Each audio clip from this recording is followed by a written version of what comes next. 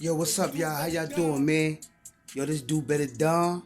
And as usual, I'm rocking for the Lord, man. Um, on the platform that I use for myself, I speak about a lot of different things. I speak about spirituality. I speak about God. I just try to stick to the facts of the things that I know so that whatever that I'm speaking to people about, if it's not based off of something that people could relate to and know for it to be true, they could at least accept it as a valid conversation and it being my opinion. Now, today, I want to talk about relationships, the state of relationships, and, just various different components of a relationship, what makes it function, why it's not working. I mean, I wrote down some things that ultimately I like to talk about when I cover these segments in regards to the modern day relationship and what it's been like. So number one, I wrote, how do people first get into a relationship? Two, do people consider if they're prepared to step into a relationship? What? Three, do people know what they're looking for in a relationship? Four, do people consider what they're willing to invest in a relationship? Five, do people distinguish the various attractions that bring them to the point of a relationship? Six, when in a relationship, have you established within yourself that you're willing to be exclusive? Seven, are you completely honest with your partner about what truly stimulates you? Are you conscious of what stimulates you? Eight, do you have any addictions or debt that could potentially cause strife? Nine, if so, do you communicate that or allow things to be, although an imminent breakup could follow? And these are just a few things that I'd like to cover in regards to relationships. Now, everybody knows, especially if you're an adult, I'm 44 years old. If you've been in different various relationships in your lifetime, at this point in your life, either you're settled or you're single. And it's for many of reasons, you know what I mean? But let's go over some of them. So, What? number one, how do people typically first get into a relationship? Huh? People first typically get in a relationship, from my observation and my experiences, from just just coming in contact with somebody, being attracted to them, and ultimately becoming intimate with them. Now, a lot of times it seems people would just say enough to get to the point of intimacy, and then once intimacy happens, it's like whatever that motivated them in the beginning, it kind of subsides and people get comfortable. A relationship is an adventure. It's always supposed to be robust. It's always supposed to be stimulated to make sure that, both parties stay interested in what they're doing. You know what I'm saying? Number two, do people consider if they're prepared to step into a relationship? A lot of times when people meet one another, they don't think about whether they're prepared to step into a relationship or not. They just feel like, you know, it's something wrong if they're single, I think. If you're single, I guess people subconsciously feel like if you're single, you're not as attractive as somebody that's in a situation, but at the same time, you're not taking into consideration if you're actually prepared to be in a relationship. Because you got to think realistically about what a suitable partner would be for you and how a suitable partner would view you. You might like a certain caliber of guys, but these certain caliber of guys might not view you the same way. Or you might like this certain caliber of women, but these certain caliber of women might not like you the same way. You know what I'm saying? And it's simply because it's not that you're not a handsome guy or that you're not a beautiful woman. It's just that you put more value in how you look than what you actually have going for yourself. You know what I mean? Now, you might have some women that say, yo, I want a guy with six figures. I want a guy that has a house and that's already established. But then at the same time, she's living off of checks from her baby father, or, she's working a part-time job, or, she's just doing things that just doesn't add up. to her being a good catch for this type of guy, and vice versa. You might have guys that's like, yo, man, I want a nurse, I want a doctor or whatever. But at the end of the day, he's standing down the corner selling drugs and things of that nature. Now, it's not to say he's not a handsome guy. It's not to say that he doesn't have charisma. But at the end of the day, he's not looking at it how she's looking at it. She's looking at it like this. I have a secure, solid job. I would not risk for what it boils down to, some entertainment with somebody who isn't up to par with the reality of life. Because if she's a doctor and you're selling drugs in the street, literally off the rip, you're telling her that you're a liability. Because at any point in time, your freedom can be snatched away from you. And if she tied to you, her freedom could be jeopardized, her reputation tainted. She could just lose a lot. What? So it's not to say that, the confidence you have, you don't feel like you would deserve a female like that. But at the end of the day, realistically, you're too much of a liability for her. All right, so let's go over number 3. Do people know what they're looking for in a relationship? Now, that can go either way, because if someone's a narcissist and they have ill intentions and they have an agenda, naturally they know what they'll be looking for in a relationship. But a lot of times people get into relationships not knowing, what it is that they really want, other than something that's immediate. They don't know if maybe they just wanted to be cuddled, or maybe they just want some sex, or maybe they just wanted somebody to talk to, but then they end up in a whole relationship, and then they feel like, damn, this is not even what I wanted. This is not what I signed up for. What? Because, like I said, people don't think about what it is that they're actually looking for before they step into a relationship. Number 4, do people consider what they're willing to invest in a relationship? A lot of times, people step into situations without thinking about who they're actually willing to be to the other person. And this is why people end up feeling betrayed. People end up feeling neglected. People end up feeling crossed. You know what I mean? Because people haven't really discussed the most important things in a relationship. People just get together and just let things flow without actually talking about what can actually make the relationship that they want real. You know what I mean? Number 5, do people distinguish the various attractions that brings them to the point of a relationship? People don't, naturally, you gotta ask yourself. I mean, for me, now that I'm a man, now that I'm older, I'm more mature, and I'm more in tune with my feelings, I know what it is that attracts me to the opposite sex. You know what I'm saying?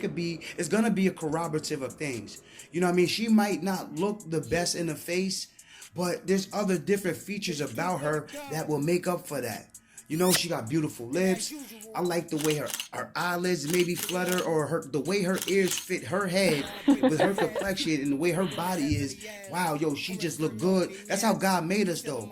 God made us all beautiful in our own different ways. Like, look at my boy Big, rest in peace.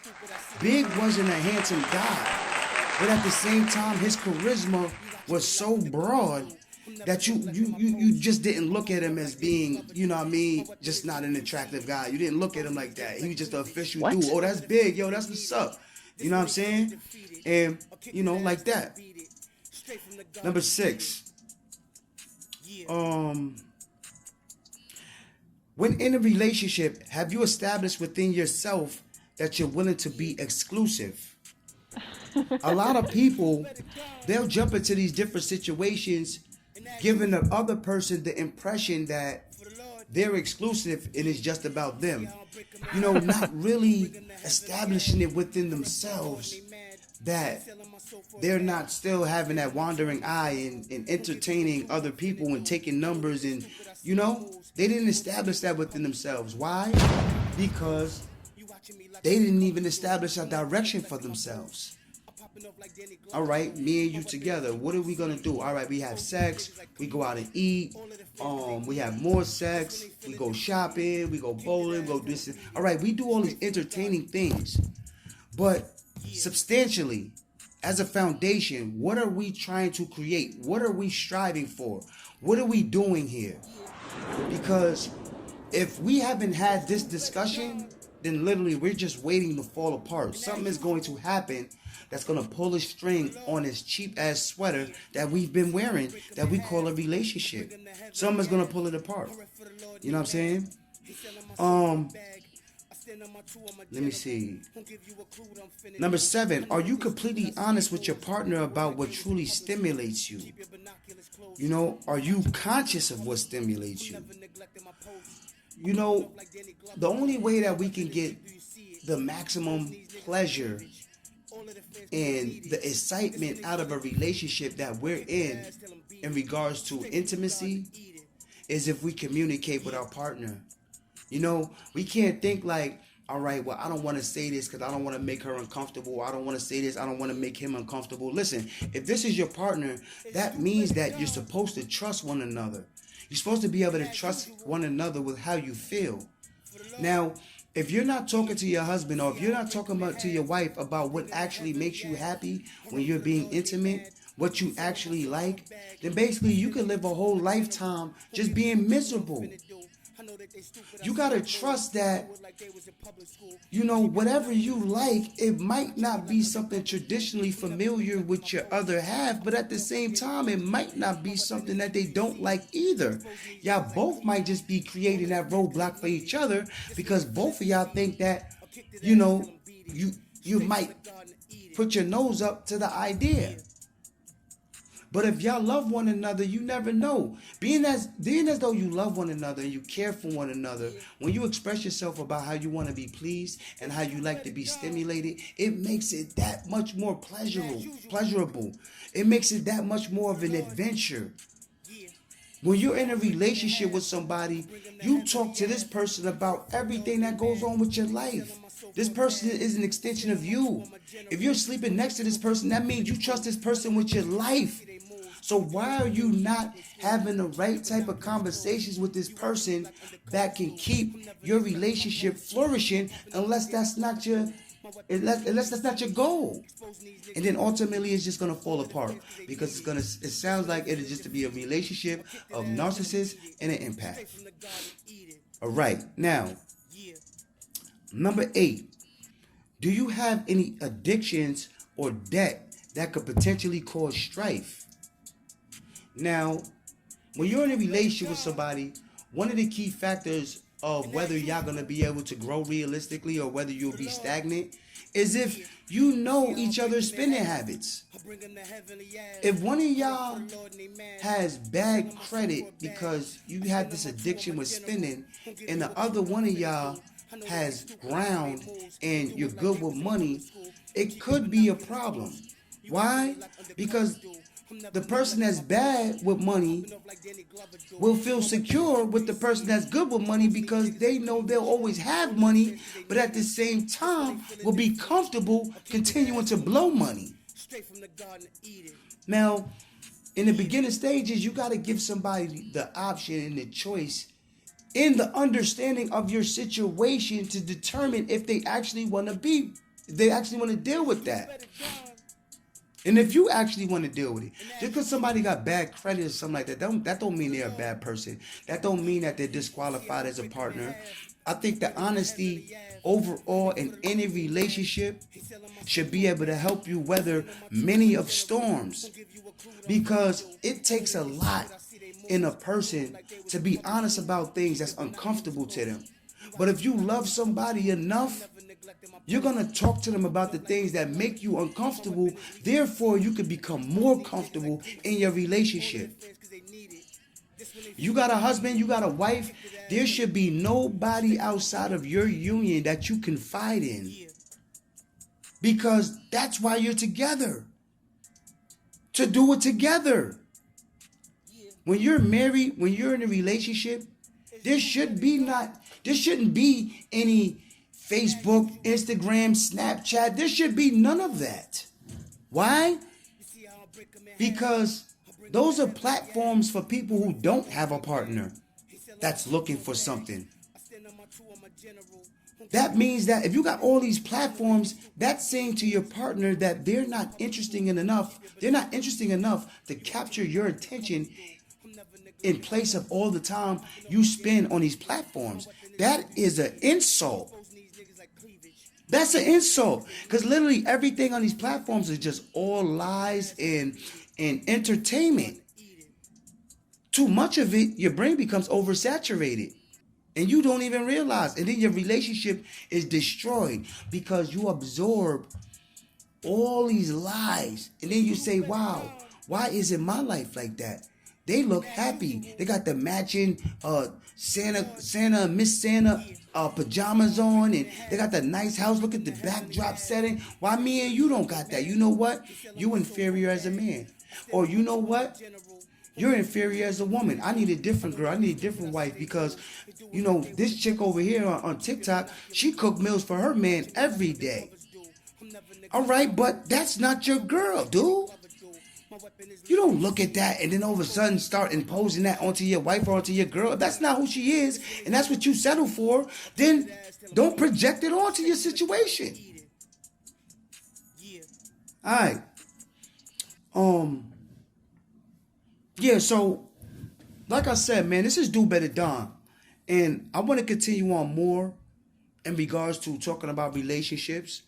I'll be coming up with another segment real soon, and it's pretty much gonna be the same type of format. I'm gonna read along the lines of, you know, what I'm gonna speak about in relationships, and we gonna try to get to the bottom of this, man, because it's a lot of catfishing going on, it's a lot of ghosting going on, and literally it's as if relationships are supposed to be an arrangement, and the reason why nobody will ever find happiness is because relationships can never be based around an arrangement. Relationships are strictly based around love, because that's the only thing that will sustain through anything. Yo, I love y'all. This is Do Better Don. I'm a firm representative of the Lord. I hope y'all enjoyed this segment. I hope it gave you some form of peace of mind. I hope y'all tune in next time. Have a good night. Peace.